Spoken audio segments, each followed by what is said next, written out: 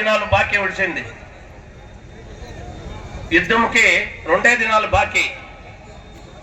ఇవద్దు మనము మాట్లాడతా పోతే చాలా ఉంది.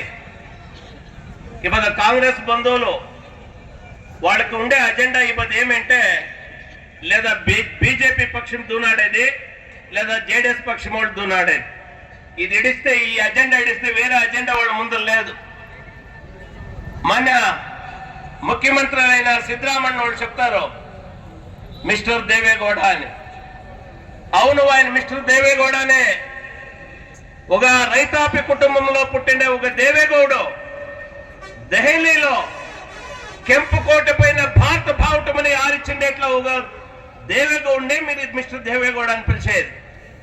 ఒక్కసారి వెనక్కి చూడి సిద్ధరామయ్య, నీ రాజకీయ భవిష్యత్తుని వెనక్కి చూడి నువ్వు రాజకీయంగా ఎట్లా పైకి వస్తేవి, రాజకీయంగా నేను అన్ని బిల్లులు బడ్జెట్ మండనేసేస్తే ఉప ముఖ్యమంత్రి ఏం చెప్తావో ఆ యాడను ముఖ్యమంత్రి అయింది, అన్ని బడ్జెట్లు యాడను మండించింది. అది దేవేగౌడ ఆశీర్వాదం కాదా? అట్లా దేవేగౌడని నువ్వు మిస్టర్ దేవేగౌడ అంటావు. ఈ బద్దు ఆయనకు 91 సంవత్సరము, 91 ఏడాది దేవేగౌడకి. ఈ బద్దు కూడా రాజ్యసభలో కర్ణాటక రాజ్యం నీరావరి గురించి మాట్లాడతాడు దేవేగౌడ్. ఆయన వయసు 91 వయసులో, 91 ఏడాది వయసులో ఈ బద్దు రాజ్యము రైతుల గురించి మాట్లాడతాడు. పార్లమెంట్ లో కావచ్చు, ఈడ విధానసభలో కావచ్చు, ఆయన చేసిండేట్లా మాట్లాడేట్లా సంపూర్ణమైనట్ల ఇతిహాసం తీసుకురండా. యాపద్దు ఆయన మాట్లాడేది రైతుల గురించి, ఈ రాజ్యం నీరావరి గురించి. అట్లా ఓని మిస్టర్ దేవేగౌడ అంటావు. నువ్వు మిస్టర్ దేవేగౌడ అంటే అదేమో ఆయన వర్చస్కేం తక్కువైనా, నువ్వు మిస్టర్ దేవేగౌడ అన్న కూడా ఈ తాలూకు ఈ రాజ్యం జనాలు ఆయన్ని హృదయాల్లో పెట్టుకొని పూజిస్తా ఉన్నారు. దయపెట్టి మాట్లాడేటప్పుడు మీరు మేము ఎట్నికా వస్తే ఏం చేస్తే ఇన్నలేని మనసులో పెట్టుకొని మనం మాట్లాడాలి సిద్ధరామయ్య వాళ్ళు. ఆమెకి కాంగ్రెస్ బంధువులు చెప్తారు సంవిధానంని బీజేపీ వాళ్ళు, సంవిధానం ఆశయాల్ని బీజేపీ వాళ్ళు జేడీఎస్ వాళ్ళు గాలి కోరేసినారు. ఆ సంవిధానం ఆశయాలను ఎవరన్నా నిలబెట్టినారంటే అది కాంగ్రెస్ వాళ్ళని చెప్తారు. కానీ ఒక ప్రశ్న మిమ్మల్ని ప్రశ్నిస్తాను. ఇవద్దు అంబేద్కర్ ఎవరు సంవిధానం రాసి ఆ సంవిధానం అడిగిలో ఉండేట్లా పోస్ట్ ఏదంటే రాష్ట్రపతి పోస్టు.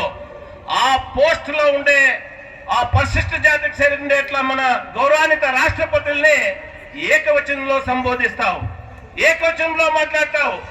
సంవిధానం ఆశయాలు ఉండేవాళ్ళు ఒక సంవిధానం పోస్ట్ లో ఉండేట్లా ఒక తల్లిని మీరు ఏకవచనంలో మాట్లాడతారు. ఇది ఎంత మటుకు నిజం అనేది మీరు ఆత్మవిమర్శ చేసుకోవాలా.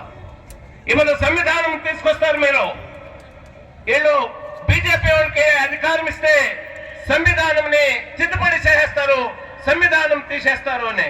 తీసేసి తిద్దుపడి చేసేట్లా సంవిధానంని మన అంబేద్కర్ వాళ్ళు రచించలేదు. సుభద్రమైనట్లా ఒక సంవిధానం రచించిండేవాళ్ళు మన అంబేద్కర్ వాళ్ళు. ఒక నిజం మీ ముందు చెప్పాల్సి పడుతుంది. ఒక కాలంలో బ్రిటిష్ వాళ్ళు చెప్పి ఏం వీళ్ళు స్వాతంత్రము అని పొడిసేస్తా ఉన్నారు భారతదేశం వాళ్ళు. వీళ్ళకి ఒక సంవిధానం రచించుకునేట్లా యోగట్లేదు అంటారు మనల్ని.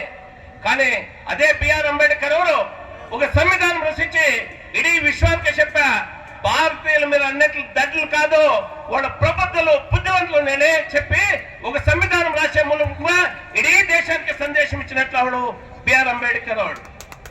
ఈ వద్ద ఆ సంవిధానం తిద్దుబడి గురించి మాట్లాడతారు. కానూన్లు ఏం చెప్తాయి తెలిసిన? ఈ దేశం గౌరవాన్విత సర్వోచ్చ న్యాయాలయం చెప్తుంది కేంద్ర సర్కారుకి ఈగాగలే ఇప్పటికే ఆదేశం ఇచ్చింది ఏమని, మీరు తిద్దుబడిలు చేయండి. ఆದ್ರೆ ఆ తిద్దుబడిలు చేసేటప్పుడు సంవిధాన ఆశయాలకి తొందరగా కూడా చేయాలని ఇప్పుడే కేంద్ర సర్కారుకి ఆదేశం ఇచ్చింది. అట్లాదప్పుడు మనసో ఇచ్చే ఎవరు కూడా తిద్దుబడిలు చేసేది కానీ ఆ సంవిధానం బదలాయించకపోయేది కానీ అది అసాధ్యం పని. వాళ్ళు ఏమే చెప్పినా కూడా దాన్ని నమ్మద్దండి మిమ్మల్ని అందరూ కూడా నేను కోరుకుంటా ఉండాలి. ఆత్మీయులారా, ఇవదు నరేంద్ర మోదీ వాళ్ళ గురించి మాట్లాడతాం. నరేంద్ర మోదీ వాళ్ళ గురించి మాట్లాడితే పోతే ఇవద్దు వాళ్ళ పైన లేని పైన టీకా ప్రహారాలు చేస్తారు. ఇడీ విశ్వమే కొండాడుతా ఉండే నరేంద్ర మోదీ వాళ్ళని. మన ఏడో పేపర్లో చదివితే అమెరికాలో ఉద్యమం చెప్తాడు మహానుభావుడు, భారతీయుల ఏమి చేయక్కర్లేదు. 24లో వచ్చే ఇట్లా ఎలక్షన్ లో ఒక మోదీని మీరు కాపాడుకోలేదు అంటే మీ దేశానికి ఆపత్తు తప్పింది కాదు అని చెప్పిండాడు. కానీ మోదీ వ్యక్తిత్వము వేరే దేశాల్లో ఉండేవాళ్ళకి అర్థమైంది, మన దేశంలో ఉండేట్లా మన కాంగ్రెస్ నాయకులకు అది అర్థం కాలే. గ్యారంటీలు ముందు పెట్టుకొని పోతారు. నిజమే, మీరు ఇచ్చిండే గ్యారంటీలు ఎంతవరకు గ్యారంటీ? నేను రాజ్య సర్కారానికి ఒక సలహా ఇస్తాను. ఈ గ్యారంటీలు ఈ బదులు ఉండొచ్చు, ఇంకో సర్కారం ఇస్తే అది పోవచ్చు. అది కాదు మీరు చేయాల్సి ఉండేది. ప్రతి జిల్లా మట్టాల్లో గార్మెంట్స్ ఫ్యాక్టరీలు తీయండి, ఓపెన్ చేయండి. 1000 మంది ఆడబిడ్డల పాపులకి ఉద్యోగాలు వేయండి.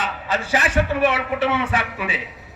ఒక స్మాల్ స్కేల్ ఇండస్ట్రీస్ ను ఓపెన్ చేయండి, కైగారికలు స్థాపన చేయండి. ఒక అంత జనాలకు ఉద్యోగాలు వేయండి. వాళ్ళ జీవన పరంతము మీ పేరు చెప్పుకొని బతుకుతారు. ఇట్లా శాశ్వతమైనట్లా పని చేయకుండా అది యాదో 5 గ్యారంటీలు పెట్టుకొని ఆ గ్యారంటీ ఈ గ్యారంటీ ఎంతవరకు గ్యారంటీ? మనిషికే గ్యారంటీ లేదు, మీరు ఇచ్చిన గ్యారంటీలు ఎంతవరకు గ్యారంటీ ఉంటుంది? దయచేసి మీరందరూ కూడా మిమ్మల్ని కోరుకుంటా ఉన్నాను. ఇవ్వదు తల్లి గారు తండ్రి గారు అందరూ కూడా మీరు ఇప్పుడప్పుడే నిర్ణయం చేసినారు. ఈ సుభద్ర భారతదేశం ఉండాలంటే నరేంద్ర మోదీకి మనం ఓటేయాలని ఇప్పుడప్పుడే మీరు నిర్ధారణ చేసినారు. కాబట్టి మిమ్మల్ని అందరూ కూడా నేను కోరుకునేది, ఇప్పుడు మీరు బూట్లకు పోయినప్పుడు ఏ పూ గుర్తులేదే అని అన్నదండ. పూ గుర్తోళ్ళు మన కుసుమోళ్ళు ఇద్దరూ చేరి నిలబెట్టిండే మన జాతీయ అభ్యర్థిని. కాబట్టి పూ గుర్తుండేది ఈడ. ఆ పూ గుర్తు మొత్తం ఈ జేడీఎస్ పార్టీ వాళ్ళు ఇద్దరు చేరి నిలిపిండేది ఈ కుసుమోపు గుర్తు. దయపెట్టి మీరు బూత్లకు పోయినప్పుడు కుసుమోపు గుర్తుకి ఓటేలా మీ పల్లెల్లో కూడా ఈ అందరికీ కూడా ఢిల్లీ చెప్పాలని కూడా మిమ్మల్ని కోరుకొని ఈ ఒక అవకాశం ఇచ్చి నేను మీకు అందరికీ కూడా నమస్కరించి నా మాటలు ముగిస్తాను.